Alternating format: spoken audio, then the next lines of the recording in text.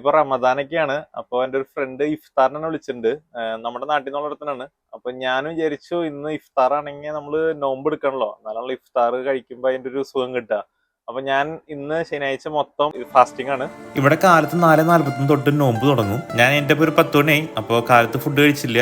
കുറച്ച് പണിയെടുത്തതിനു ശേഷം ഞാൻ എന്നിട്ട് ഷോപ്പിങ്ങിന് പോയി. ഫ്രൂട്ട്സ് ഒഴിച്ച് ബാക്കിയെല്ലാം നമ്മൾ തലേദിവസം തന്നെ വാങ്ങിയിട്ടുണ്ടായിരുന്നു. വേറൊരു ഫ്രണ്ടിന്റെ വീട്ടിലാണ് നമ്മൾ ഇഫ്താർ ഒരുക്കണത്. അപ്പൊ ഷോപ്പിങ്ങിന് ശേഷം നേരെ അങ്ങോട്ട് വിട്ടു. അജ്മൽക്കാണ് ഇഫ്താറൊക്കെ കോർഡിനേറ്റ് ചെയ്യണേ. സമയം 3 മണി. ഗൈസ് ഭയങ്കര നമുക്ക് നല്ല വിശപ്പ് വരുന്നുണ്ട്. പക്ഷെ നമുക്ക് വേറെ ഓപ്ഷൻ ഇല്ല.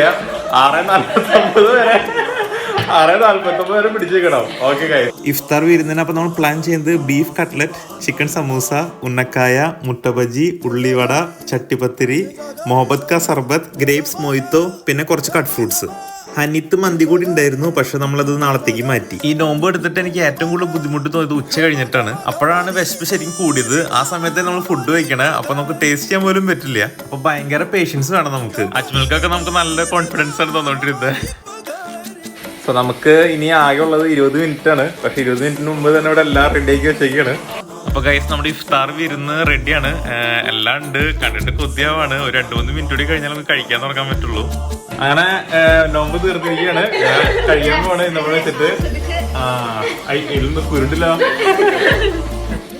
കൊള്ളാം, നന്നായിട്ടുണ്ട്. എന്തായാലും ഇതുപോലെ നോമ്പ് എടുക്കുന്നവരെ സമ്മതിക്കണം. എസ്പെഷ്യലി നാട്ടില് വെള്ളം പോലും കുടിക്കാൻ പറ്റില്ല ഈ ചൂടുകാലത്തൊന്നും. അപ്പൊ എല്ലാവർക്കും അഡ്വാൻസ്ഡ് ഈദ് മുബാറക്.